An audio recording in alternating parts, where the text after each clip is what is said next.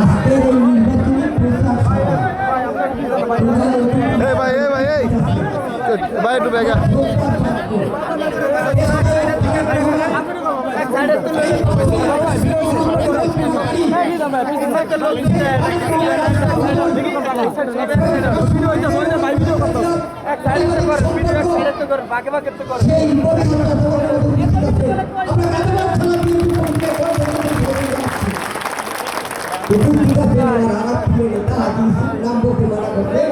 নাম বললাম না, সম্মানিত সভাপতি, প্রজাপতি কি বিশেষ অতিথি এবং আগামী থানার যুগ্ম আহ্বায়ক সদস্যগণ, 30 নম্বর সম্মানিত সভাপতি আন্দোলন সংগ্রামের সাথে আমি বক্তৃতা দেব না।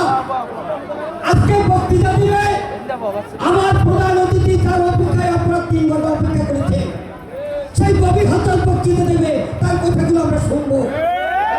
আমি শুধু বলবো 2রা ফেব্রুয়ারির মধ্যে একটা নির্বাচন হতে চলছে। সেই নির্বাচনে তারেক রহমানের প্রার্থী, দেশপতি বেগম খালেদা জিয়ার প্রার্থী, ধানের শীষের প্রার্থী ববি হাসানকে বিপুল ভোটে জয়লাভ করাবো। এইটাই তো ববি হাসানকে না, জয়লাভ করাবো খালেদা জিয়াকে। ববি হাসানকে না, জয়লাভ করাবো তারেক রহমানকে। ববি হাসান জয়লাভ হবে ধানের শীষের প্রার্থী। একটা কথা দুঃখ লাগে, আন্দোলন করলাম, সংগ্রাম করলাম, রাজপথে গেলাম, জীবন দিলাম, আয়না ঘরে থাকলাম, এই সৈন্যতা সবাইকে নিয়ে, কিন্তু কালকে সূচনায় গেছিলাম আমার প্রিয় নেতা ববি হাসান। আমি কোনো সুপার ফাইটার চিনি না, আমি চিনিকালে যারা এখন আমার কাজ করবে। ববি হাসান ভাইকে বললাম অনেক আওয়ামী চালাল এখন কাজ করবে,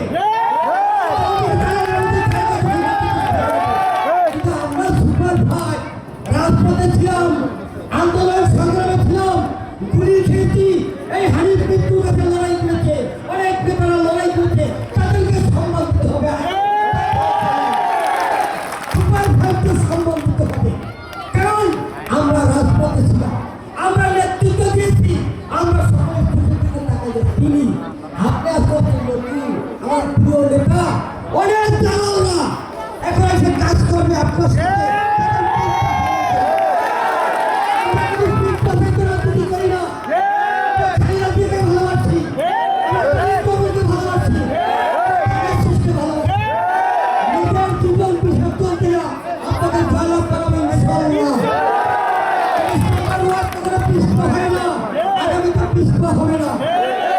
আমার কিছু দাবি আছে, আল্লাহর রহমতে আপনি যদি জয়লাভ করেন খালেদা জিয়ার প্রার্থী হিসাবে এই নবদ্বীপ দিগন্ত স্কুলটা কলেজের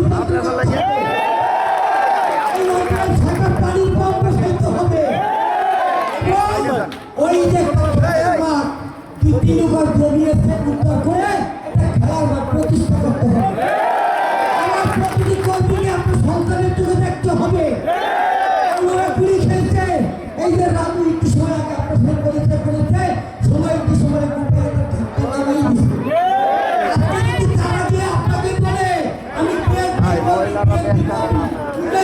আমি আপনার বিশ্বাস করবেন না, জিজ্ঞেস করবেন, জিজ্ঞেস করবেন, প্রধানমন্ত্রীর কাছে সব জায়গায় জিজ্ঞেস করতে হবে। তারপর আমরা পরিচয় দিব কে এখানে